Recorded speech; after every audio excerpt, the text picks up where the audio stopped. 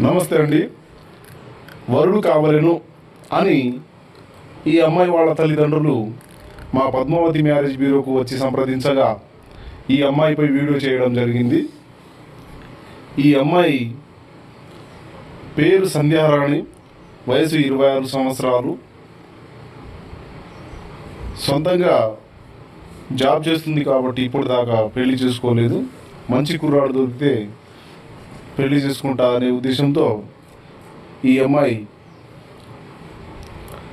ఏ కులం వారైనా సరే ఖచ్చితంగా పెళ్లి చేసుకోవడానికి రెడీ అని మా ముందుకు వచ్చింది.